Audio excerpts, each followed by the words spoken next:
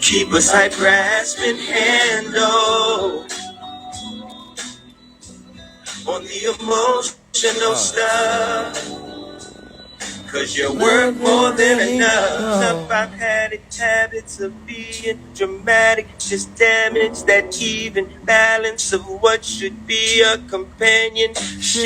Reconciliation. We have no affiliation. We just get angry, lose language, make foolish statements. You're who I choose to blame it on. I'd rather call you out your name till the pain is gone. So basically, I'm left with me. But luckily, I know who I'm supposed to be. Cause I gotta be an example. Try and add him on here.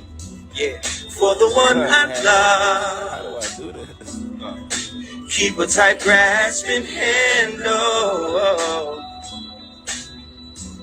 on the emotional stuff. Cause you're worth more than enough. Here we go. So much more than I can be. Waiting for my brother, West Felton, to come through, y'all. Way more better than anything that's fancy. Till then, we gonna rock out to my man music, you hear me? Oh, you're worth so much more. Uptown XO, man. Make sure you get that Culture Over Corporate. CultureOverCorporate.com. You know what I'm saying? I just sent him a message on his jump to request him to come in. Do whatever y'all do right now. Like y'all sage, you know what I'm saying? Like y'all rapper, y'all, you know, huff, whatever y'all got, you know.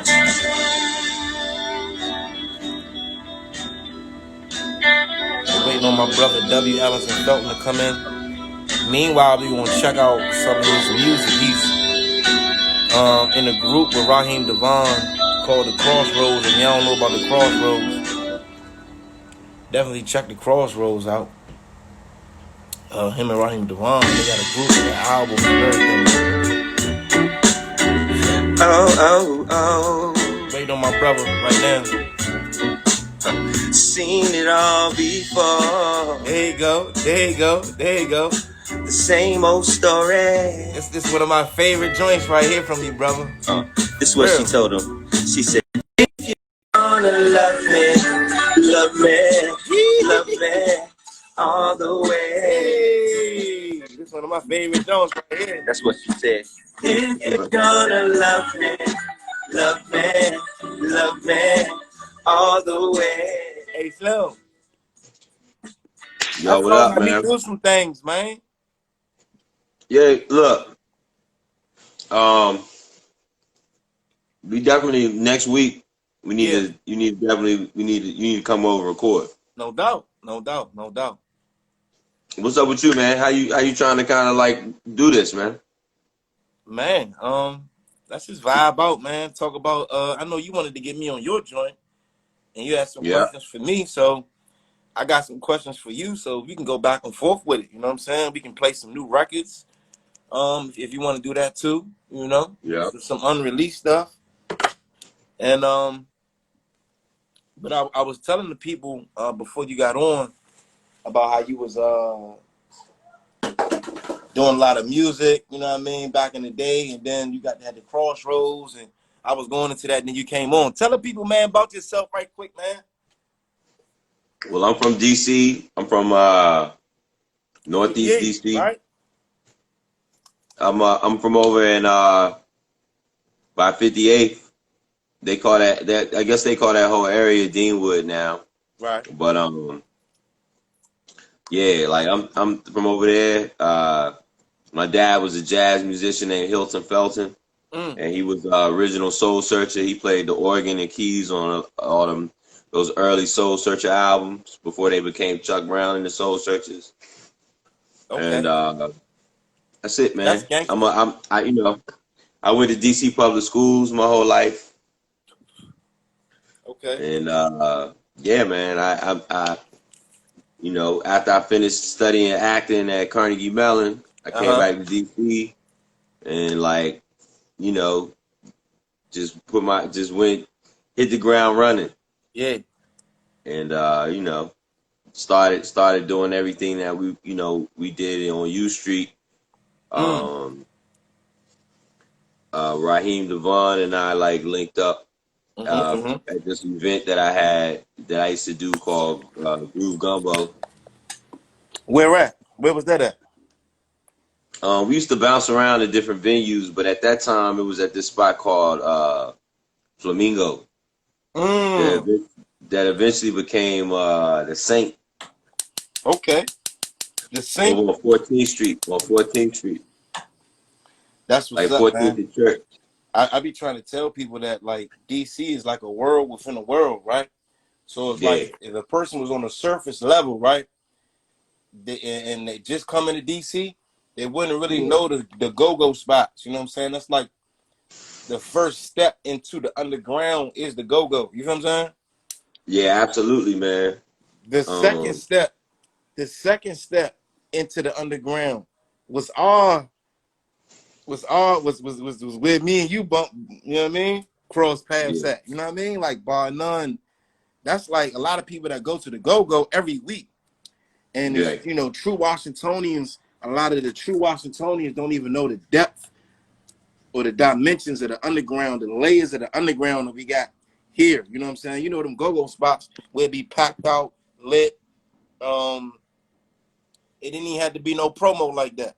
You know, it didn't get as much promo as when Tupac was in town or Jay-Z or whoever was in town, but the venue was packed out the same way. You know what I'm saying? So like that word of mouth and that you know that tribal shit, man. You know what I mean? But that bar none scene, you know, that whole U Street scene was like I said, it's like a second step into the underground because a lot of people they still don't get the credit as, you know, like even like I said, nonchalant. You know what I'm saying?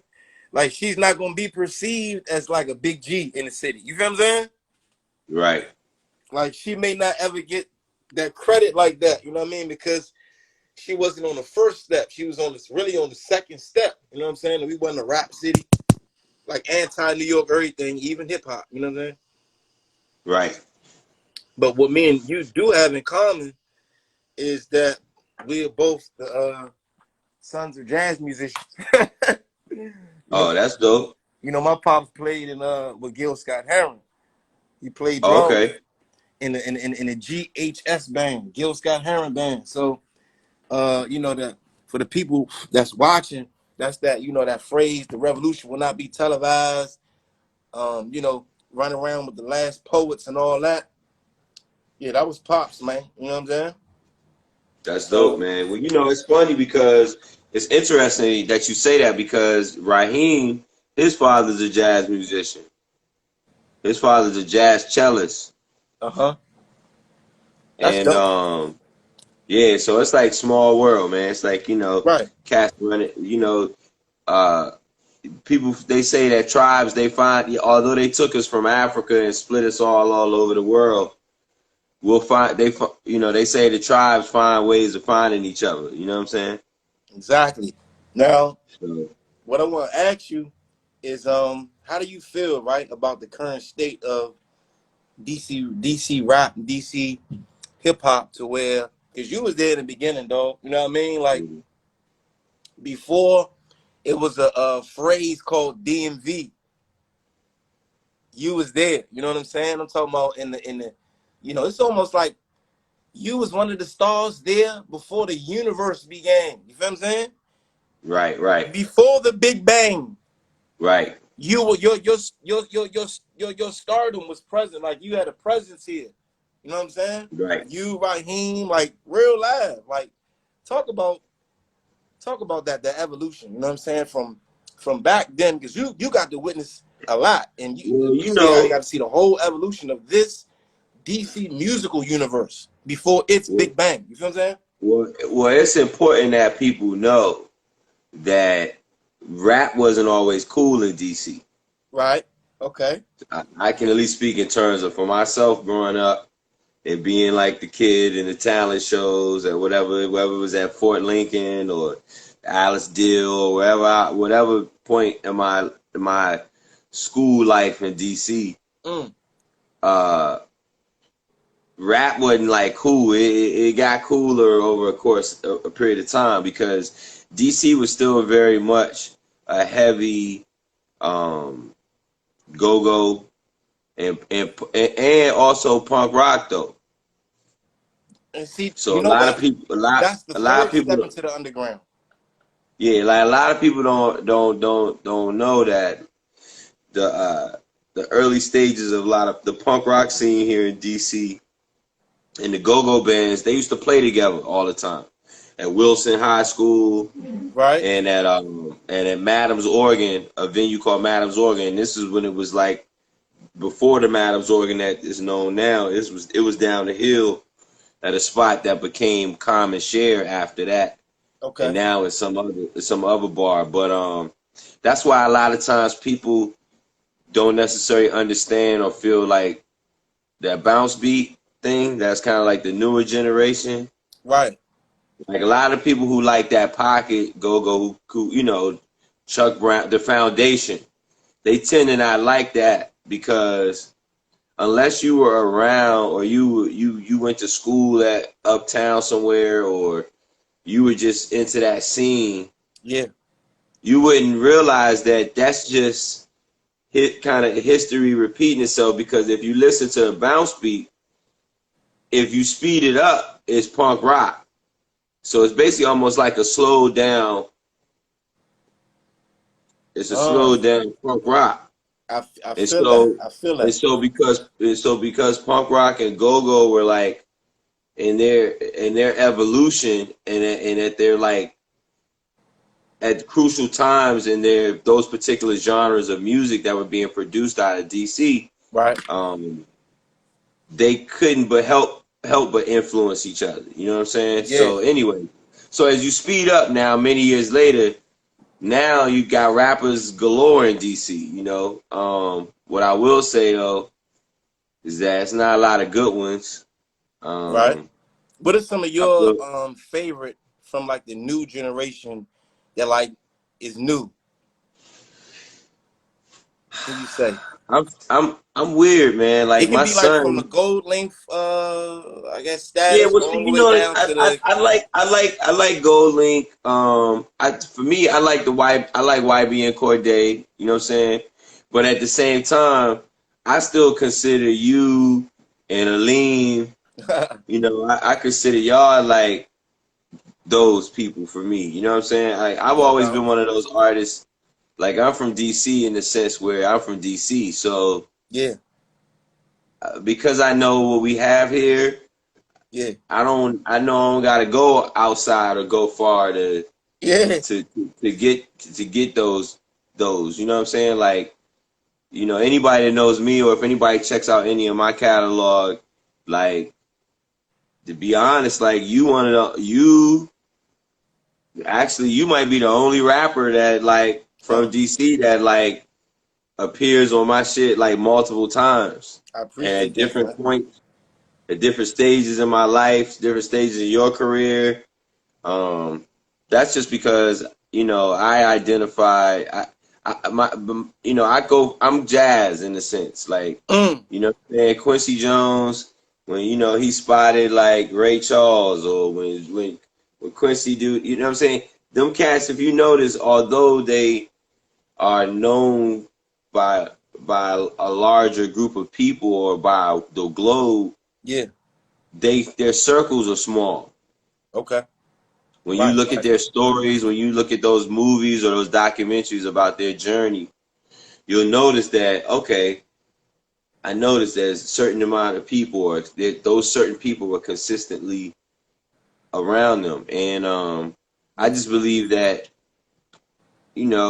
it's not about the quantity all the time. It's about the quality. You know what I'm saying? Quality.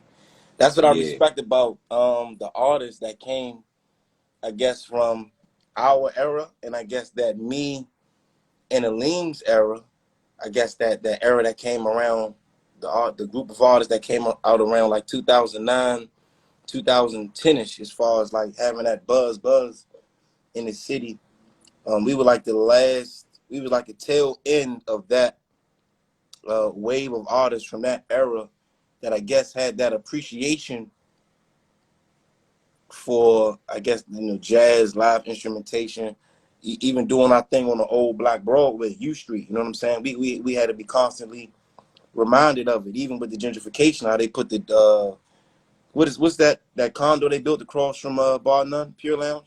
It was like Duke's. The Ellington. The Ellington. The Ironically, Ellington. the Ellington. That was one of the first Right. signs, or one of the first buildings that they tore down and they gentrified. Hey man, and one of the first things they had in that building at first, it didn't last long, was a damn tanning salon.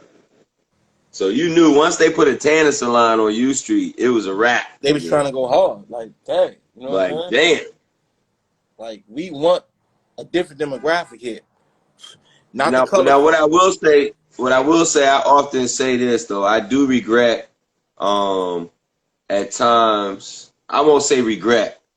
I take that back, because I don't got no regrets. Right. But what I do feel often bad about is I feel like we didn't really like leave a blueprint of the process. Okay. I think that unfortunately, because of technology and because of the way the industry, the rate that it moved, it started moving in such a shorter, it used to take a while for things to you know what I'm saying, like, be, the next shit, right? Mm-hmm. But then through technology, things started happening faster. And I always feel like, myself and Raheem and other folks that were like on that scene, I feel like we didn't do a good job of leaving the blueprint. And we kind of allowed like folks to see like the finished product in the beginning, but not understand that there was a process that also occurred or that's needed to accomplish certain things. And I feel like what happened was, I feel like DC started having people just pop up and just be like, they got caught up in that, I call myself a rapper, so therefore I'm a rapper, and I'm just gonna rap wave that just kind of took over, right? With the internet and social media and stuff. And I feel like unfortunately there was a period in time where that kind of started happening in DC. But what I noticed was that some of those cats who were those people initially, they got a little better. I ain't gonna say no names because I'm too old to be dealing with like,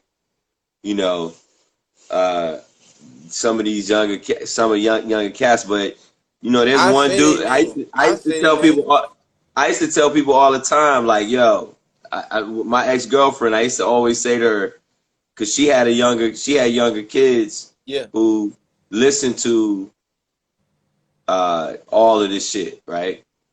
And I used to hear Light Show, Shy Glizzy. Here we go. But like Light Show, I always thought he was dope because my introduction to Light Show was that freestyle he was doing in a parking lot one time or whatever. Yeah. He was always like. When my ex showed me that, she was showing me that, but just going some like to give me hope, because she said, because now let me show you the other shit that's like the shit that people love. And I'm not gonna lie, yo, when I first saw some of that stuff, man, I thought it was spoofs, man. I thought it was like, is this real? I thought it was cats like making fun of rap. You know what I'm saying? I thought it was very ambiguous. Yeah. You couldn't tell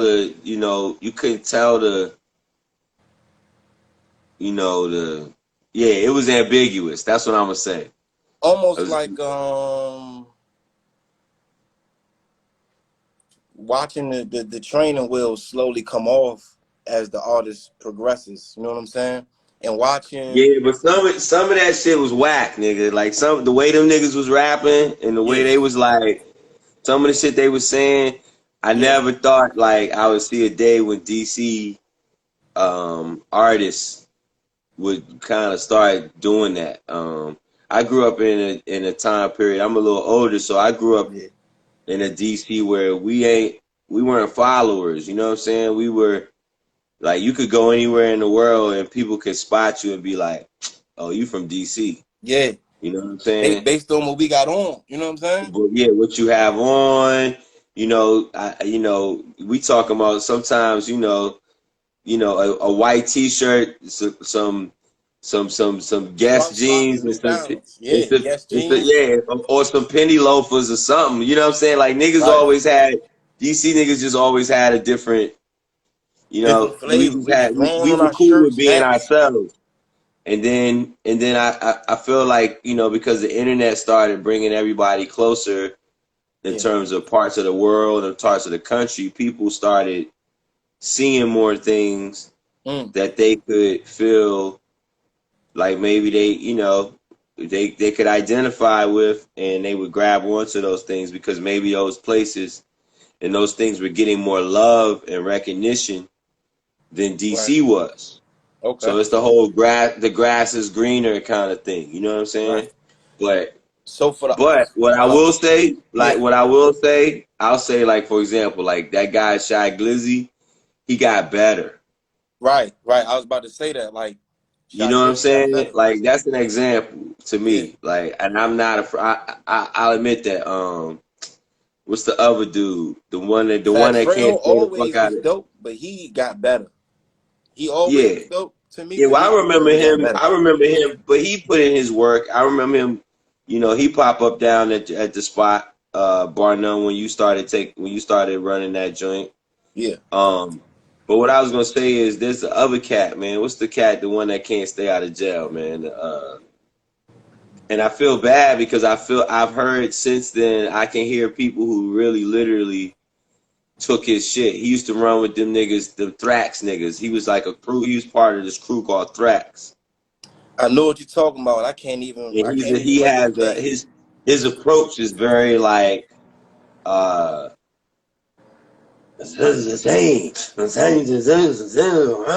what I mean? It's very like that kind of shit. That if for a purist, for a hip hop purist, it could come off a little like kind of whack and shit, right? Yeah. But I heard it. See, I listen. Everything sound like jazz to me. So I don't, if it's not. Miles Davis said it's not the first note. It's not how you start it. It's how you end it to determine whether or not it's a bad note or not, right? So so my approach with music, when I check for it, I don't necessarily just wait or settle for the perception or the image of it or what it first comes across. I try to give it a chance, but I can't remember the dude's name, yo. Flock. Oh, Flock. Okay. Big Flock. Big Flock. Okay. Yeah, I'm familiar with him. Now I don't know if he's still around. I don't know where he is. This been some years. I think he just came home. I think. But for example, like him. I remember one time we had Yo Gotti, down at Ben's Chili Bowl, when I was a program director down.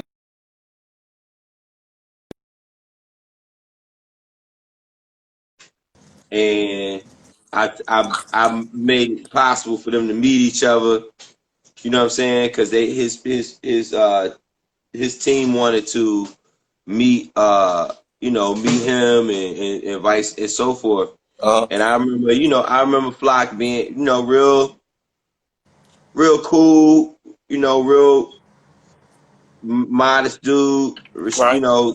Definitely the energy that on record that he has wasn't his energy. You know what I'm saying? And I was just like, okay, I get it. It's cool. But I noticed that what started happening was because DC started getting so oversaturated with rappers. Yeah.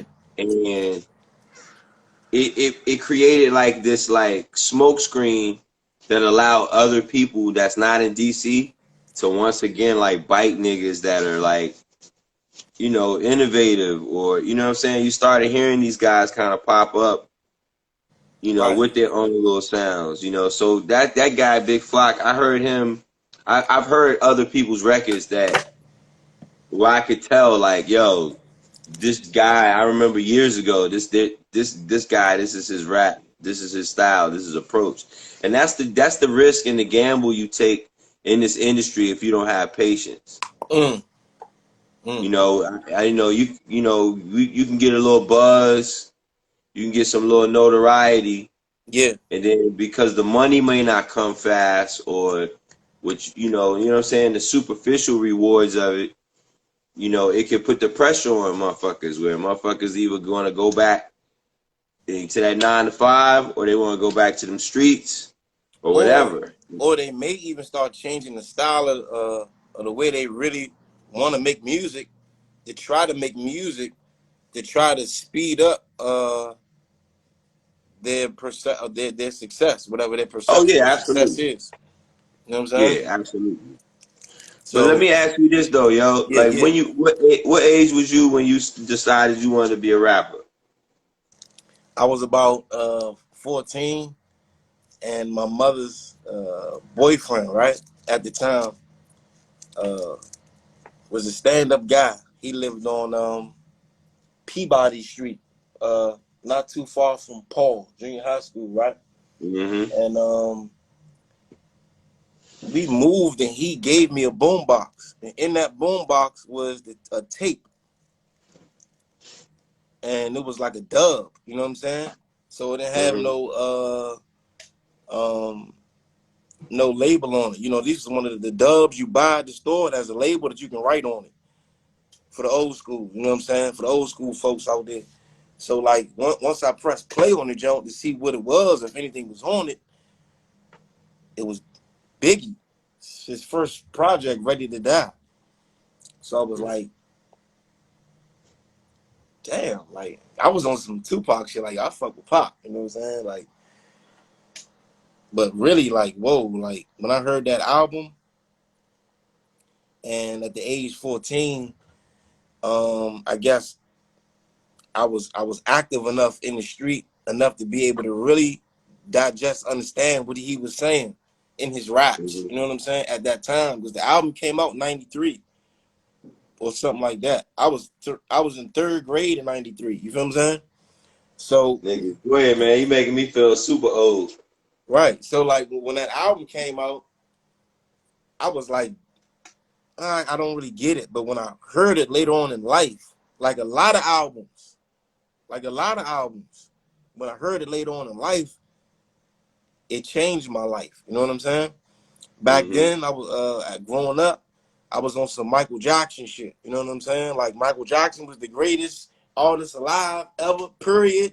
And ain't Right. nobody messing with my man Mike. Other artists was just like irrelevant to me for a long time, because like Mike was that dude, man. You know what I'm saying? Right. I remember that song Biggie did with Michael Jackson on one of his albums. I was like, damn, this nigga is like shit. And that really was the first Biggie verse that I memorized. It was on Michael Jackson's album. You know what I'm saying? That's random, yo. Facts. So later on in life, for real, in my early teens, I really got into rap, but rap wasn't even my main thing like that growing up. You know what I mean? Because both my parents jazz musicians, so I was exposed to a lot. When I ride Yeah. with them, they playing a different type of music. I may be in Crampton Auditorium after school, because my folks is up that joint, my mom's is up that joint, and my aunt, and I gotta chill here until they get out of band practice or practice for their recital or whatever, and I'm listening to the music that they're rehearsing. Usually the Right. music that they're rehearsing is some old school classical shit. You know what I'm saying? So I got a different appreciation for music. You know what I'm saying? Yeah. You know what I mean? Early I got that, but I'm glad I was exposed to that. You know what I'm saying? Because I can put that in my music and then like pass down the influence. It's like passing the baton in a sense, like how you were saying, the blueprint. You know what I mean? Like the musical Yeah, I fundamentals is mean, just as important as the blueprint as far as to be passed on. You know what I mean? yeah, and it's just important that, you know, information, like, you know, as Black people, we are supposed to, you know, we used to pass information. You know what I'm saying? Yeah. Like, yeah, it is very random. Yeah, that was random. Michael Jackson was my nigga, man. You know what I'm saying? But Because like, you know, I got to go back and check that out. But my point, what I was saying is that, you know, it's traditionally in our legacy to pass on information. You gotta understand that, like, you know, for some people of color, you know, I ain't gonna say people of color, but black folks, yeah, yeah, we, you know, there were certain instruments that we weren't allowed to touch until a certain point. So a lot of that stuff we were learning by eyes, by using our eyes. You know, there was like slaves. There were people who learned how to play the piano by looking over the shoulder or standing in the corner looking at the fingers of master or whoever they had playing it. You know what I'm saying? Um, then when you think of the the levels of, violin, the fiddle, the yeah, guitar, even the guitar. yeah, You know what I'm saying? You know, that's how they, you know, that's how the birth of like the blues and things like that, because those they had to find the sound because they, you know, so it's about you know, perseverance, yeah, and it's about passing on information. And you know, when you learn something, you should always pass it on to a young person, because you know, not everyone has the benefit of college or that as an option. yeah, Not yeah, everyone will have the option of a music teacher or yeah. have money to pay for an instrument or have certain things. And because that's how we were set up, by design as a people, Yeah. our way to work around that was ultimately passing down information. So when you see that movie, The Color Purple, you ever saw The Color Purple, right? Yeah, yep, Well, you remember how in that movie there's a scene where the sister is going all around the house in the kitchen yeah, with her sister, uh-huh. and got labels on all the stuff that's in there, and she's because this one has to stay in the house and doesn't have access to certain information or the privileges that she was allotted to, because she was considered the more prettier of the sisters. She, rather than her taking that information that she was going and learning in school and keeping it to herself, and you know, using it just to elevate herself, Yeah, she would come home and then teach her sister all that stuff. So then that's her crazy. sister would be ahead of the game. So when when you go back and watch that movie, that's a very important moment, because it really shows what we have had to do, and for the musicians and for artists, that's part of our duty, because that's how we were, you know, that's how we were taught. And Pass so, the plug. Put us on. You know what I'm saying? yeah, Don't hoard the information, people. You know what I'm saying? yeah, That's how we get and, greater. That's how we get better. yeah, absolutely. And so it's important that, you know, it's just important that goes, that occurs and that happens. You know, Now you know um, my grandfather was the managed one of the first go-go bands, the Young Senators, in the city, right? okay, And I remember when I posted the pic, it was some years ago. You made a comment giving me some education that I never even knew about how the evolution of go-go came from Afro-Cuban culture, like the hmm Afro-Cuban Caribbean, you know what I'm saying, culture. And then I did some shows. Uh, I did a show in New Mexico with Diamond District at New Mexico University, right? And we yeah, was out there, you know, so that's right by Mexico. But it was It was an artist out there named Anna Thiwo, and she had a whole crew with her with Congos. You know what I'm saying?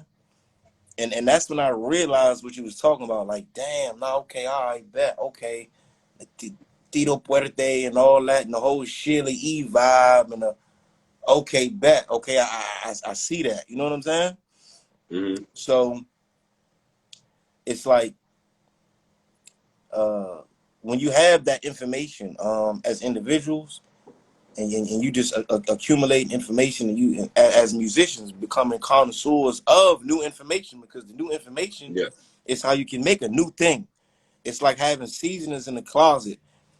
The combination of things make one new thing. You know what I'm saying? So it was the combination of, I guess, jazz and the Afro-Cuban beat that really made the go-go sound. You know what I'm saying? Yeah.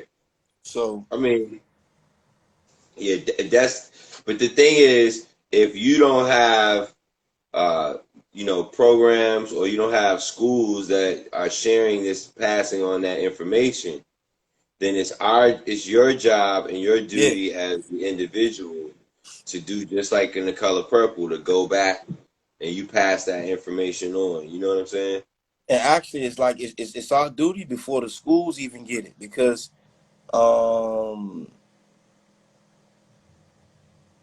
it's still that middleman that we got to cut off. Yeah. Then we got a middleman to education. We got a middleman to the food. We got a middleman to spirituality. We got a middleman to everything that God made abundant, free, from Right. food to information, shelter. People know how to build their own homes and things like that. You can't even build if you don't get a permit for the city. You can't even do for self if you don't get permission. So I always tell people, the artists get it, because the artists tap into that wild side of the spirit and fight the sort of domestication, like that like almost the spirit that a puppy has or a cat has, that they wait to come home to get fed, or they wait to come home to use the bathroom to get walked, and they wait for, almost like how we waiting for equal rights, or we still waiting and we're still asking. You know what I'm saying? As a people, we're protesting and stuff like that. That's like a dog barking that he wants to go outside and use the bathroom. But in its natural state, you should be able to do that when you feel like it. You know what I'm saying? So it's like, I be telling a lot of artists, we get it. We the way we put words together and musical notes together is like an algebraic expression that makes us understand and solve problems different. You know what I'm saying? Yeah. That's exactly what I'm saying. But that's our tradition, because that's how it was set up for us. If you knew how to read, it was a threat to your life. If you know what I'm saying? Like, so we had to find ways to, not only pass on this information, or these skill sets, but while trying to execute and strengthen them at the same time. You know what I'm saying? Yeah. So, Now, but the thing about that is that's the thing about life, is that the people who are successful in this world, they basically have adapted our natural ways, and they were able to, because they were able to cut off the lifeline of history, and that passing on information. They were able to manipulate it and basically claim certain qualities, certain, quote unquote sophistication, or, I'm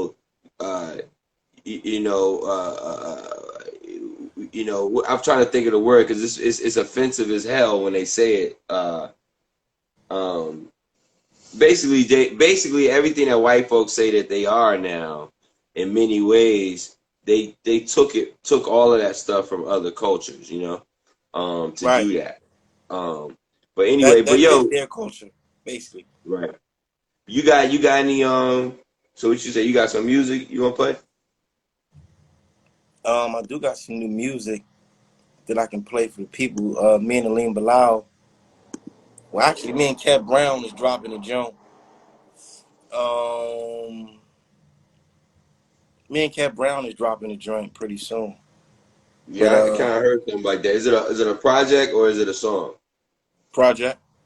Oh, Me and Cat okay. Brown got a whole project dropping. But I got a lot of stuff right here. I think I'm gonna play a new How record. many tunes is that project gonna have? About 5 songs on there with some interludes. It's gonna be like the culture over corporate part 2. Because I always said that I want to push the mentality culture over corporate, and have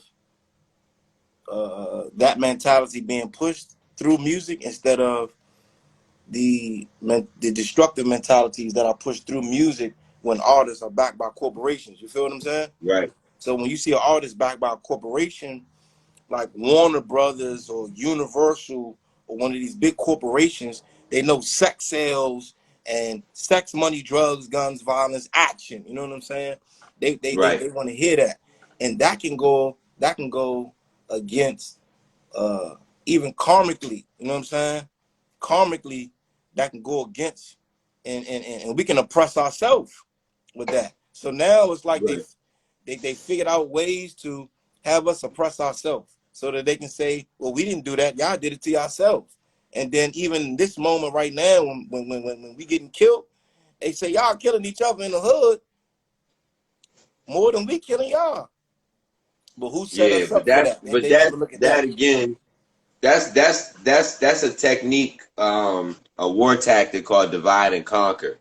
So basically, a long time ago, they figured it out. You know, like with Malcolm X and the Black Panthers and all them, they figured, okay, well, if we could create a feud within internally, Yeah, then we basically wipe our hands of it while executing, whatever the crime is or the offense that it is. And you're right. You know, we basically have now. I'd say one of the things that I say, I call it, we're bad impressions of our oppressors. yeah, yeah, yeah, It's basically yeah, what we're doing. We're just doing bad impersonations and impressions yeah. of Trying to, the ones who oppressed us. yeah, even down to the impersonation of movie characters. Like when Scarface the movie came out, now a movie can dictate how everybody gonna move. You know what I'm saying? Or how the streets is moving now based on that information that we get. You know what I mean? So it's like it's like the oppressors is being selective about the information that they're choosing to share since they know everybody gonna read now. Now we gotta select what they can read. Right. You know what I'm saying? And make them make other words up, almost like spells, like cool.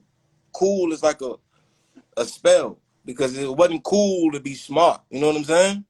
Oh yeah. So that word is like a spell that'll make a nigga act different. It'll make a person dumb himself down just to be cool and Cool. Oh look. yeah. You know what I Absolutely. mean? And I saw that and even went through that growing up. And thank God I came out that mentality. But a lot of people, for a lot of my brothers, that was like a web that is just so hard to get out of. You know what I'm saying? So with the culture over corporate, all these new projects I'm coming out with, I want to push that mentality. You know what I'm saying? Like let's not even unconsciously empower our oppressors by promoting their brands. Even if we're signed to a major, we still gotta have we can't lose our intention. We gotta keep our intention almost like um Jesus at the mountaintop when he was tested by the devil. And the devil said, I give you the world if you know, use your powers for me. Long story short, you feel what I'm saying? Not in them exact words. But everybody know that story right there. That was like the test that everybody's gonna be tested with. So the powers and the talents God gave you, what you gonna do with it? you're gonna get signed to a corporation and start selling products that is not beneficial to where you from. You know what I'm saying? And it's like, dang, this when the nigga stopped selling crap, and I got a record deal, and I don't hustle no more. Now I got a deal. Now I'm pumping a different type of poison into my own neighborhood. Right. You feel But what you I'm gotta saying? also know too, the way the music industry is that that shit's like the NFL, yo, not for long, nigga. Like it's a in terms of Right. black culture, because if you look at white musicians and white artists, Yeah. their fans will let those motherfuckers tour, do whatever, have careers till they die. Yeah. Whereas we as black folks, again, because that whole concept of passing on information, continuing legacies, Yeah. traditions, because that shit has been tampered, we only do that shit to ourselves. You know, we call our shit old school. Yeah. White people call their shit classic rock. You're right about that. They don't say old school rock. So you got to think that right there is purposely done to basically basically to create segregation within. Right. Because don't no young motherfucker want to be associated with no shit that's called old. So Right. that immediately makes them view whatever this maybe potentially important music from the past that's important uninteresting to them. Yeah. Because nobody wants to hear anything that's attached with old.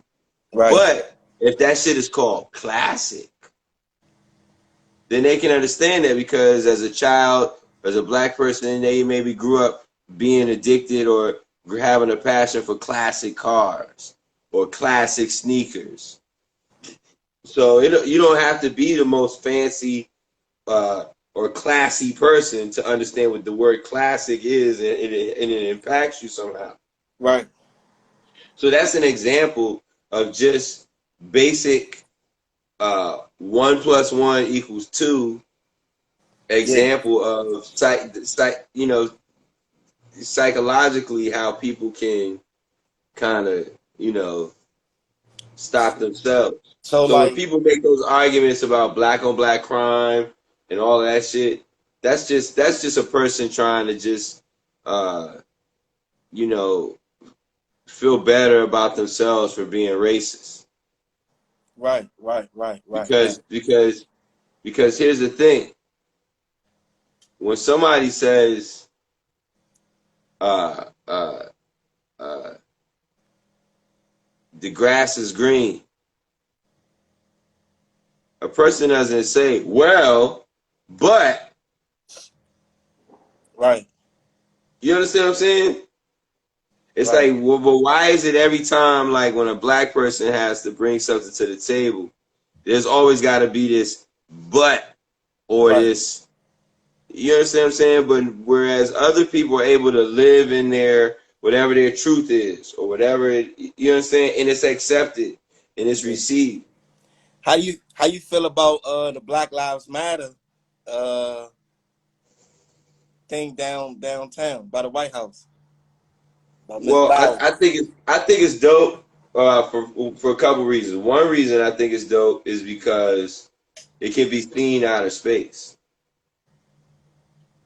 Nice. So that's the first piece of art ever created in Washington, D.C.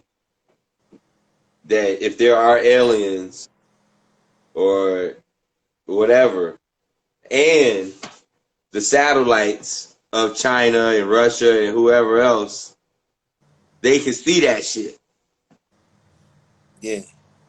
Yeah. So if they are, you know what I'm saying? Think about that shit. Ain't nobody from DC that made no record or made no painting or no clothing line, none of that shit that a motherfucking outer space can check for.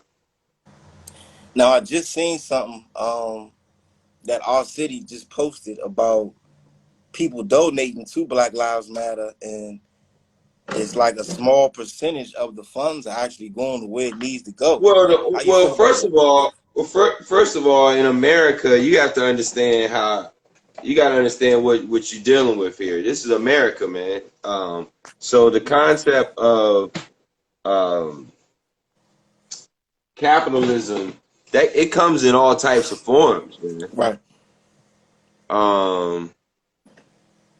You know, that's why I say to people all the time, it's like you can't wait for permission to do something, regardless of who it's from. Whether it's from you waiting for your government to give you permission, or whether it's some organization that's calling themselves, Black Lives Matter. Yeah. Because this is the part. It's not the black that's important in that phrase. Yeah. It's the word matter. That's the important part of that phrase. Oh man. It's not the black. It's the word matter. That's the part that people fail to identify. And what they do is they use selective morality. Mm-hmm. They pick and choose when they want to be smart or dumb. Yeah. Suddenly. And then they want to play dumb and act like they don't understand like what that is. Now, on the flip side of it, I'm not much of an organization person, me personally. Yeah. My father was in a fraternity, alpha chapter of his fraternity. My father too. All the cats around me, and around my team. Yeah, my mom as well. Like the folks on my squad, like management wise and team and stuff. A lot of them are like frat brothers of my father, another generation, right? Yeah. I don't know if that's by coincidence or what, right? But I've never been a group person. I never felt the pressure to like be a follower. Right. And so when it comes to like Black Lives Matter, when I hear about it as an organization, that's my mind don't function that way because I focus more about the work that I can do. Yeah. Based using the skill sets and the strengths that I have, and how can I know for sure that it's contributing to whatever it is. So if that means me teaching, fourth graders Abraham Lincoln speeches, so they can understand democracy sooner or faster, I would rather do that job. Yeah. Than go, go rap. Now talk about bullshit. the first time you went on tour and how that felt. Like the first time going overseas and having people really like react to what you're creating. You know what I'm saying? What came out of your head, people heard it, and literally what came out of your head grew legs and traveled the world and got to people, and they experienced you before you met them. You know what I'm saying? Right. How did that feel? I mean, for me, the first time where I really experienced that was 2 times. But the first time for me personally where I really experienced that was going to Tokyo, Japan. Yeah. And going there and like going into a record store and seeing like my man Bilal Salam album on the wall. Yeah. You know what I'm saying? Like next to like legends type shit, right? Yeah. And I'm all excited for him. And I'm like, word, man, like dope, yo, like that's dope. Your shit is out here, it's on the wall and shit. We were in this random record store in Tokyo. Yeah. And then all of a sudden, another employee of the record store comes up from out of nowhere, and they're holding a CD, and it's my record. And they say, the Duke, West Son, you West Son. Oh, man. And I was like, oh, shit, like, word. So here it is, a place where they don't even speak my language. Yeah. They probably barely understand, if at all, what the fuck I'm saying. But they still feel moved enough where they include me in the history of black music, United States that's produced out of this country. Yeah. So it's important that when we have those moments, yeah, where our purpose is confirmed or validated, it's important that we focus on those times and we make those be the snapshots in our minds that we remember, and less the trauma, and less the rejections, and less the bad deals, right, and less of that stuff. Because ultimately, if once a person is defeated emotionally and mentally, yeah, they physically can't do nothing anyway. They just gonna just, either die or just lay around or whatever, So you have to really that's all. Now, I didn't want to go to that rabbit hole, but yeah, it's really a choice. Life's about choices, and people can choose to be motivated or inspired by the great moments in their life or the bad moments in their life. But whichever right. one you choose, make sure that it benefits you at least somehow. You know what I'm saying? And that's from experience. Like a nigga like me, I done wrote so many fucked up, heartbreaking songs. Yeah, And, those songs really, they weren't just me getting my shit out, but they also, in some instances, guaranteed a permanent erasure between me and whoever that song was about. You know what I'm saying? yeah. Like, I've lost a lot of relationships and friendships over songs, but I'm okay with that because those are my truths. So I we can gotta hear that stay in on your those music too. truths. Oh yeah, That's what I like. The motherfuckers, man. honesty, the vulnerability is like, dang, you know what I'm saying? Like, I'm a Cancer, I'm a Cheryl, you know what I'm saying? So it's like, I do that a lot of music, but I'm still like private in that sense, you know what I'm saying? To where as though, Yeah, I wouldn't speak about certain relationships, you know what I'm saying? This is for yeah, me. It's as a Cancer, as that closed yeah. shell, like person, you know what I'm saying? So, It's like a I respect comedian. It's that. like comedians. They say comedians significant others, yo. It's like they gotta really be down because Yeah. to let a Nah. motherfucker get up there on stage and talk shit about you. Yeah. Yeah. No doubt, man. Hey, yo, so look, I'm about to play a song. This joint that we did.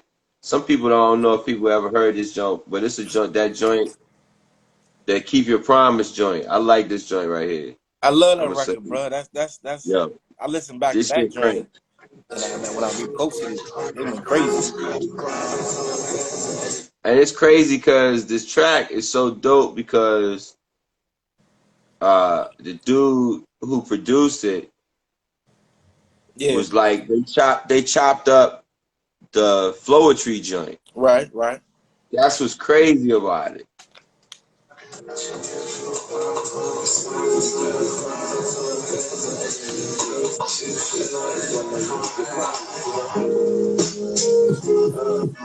She's the reflection of a love predestined. Saturday brunch models, unlimited room section.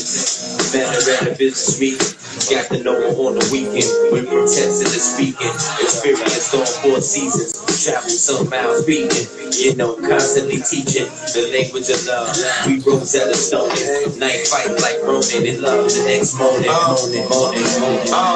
Baby girl, do you promise to be true, to be honest? Give me you, need it too. See the truth, then the proof. It was you when I unexplainable bond with. Hit the off switch on my player dog shit. In the beginning, it was cold outside. It's The saying we world got spit 46 when seconds thoughts left. began to appear like you. What'd you say? It says we have 46 seconds remaining, and it's gonna kick Oh us yeah, off. man.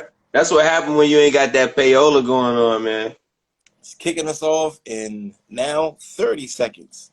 So definitely y'all can check that record out. It's on YouTube. It's called Promise. You know what I'm saying? I was gonna play a joint, but I don't got time now. You know what I mean? But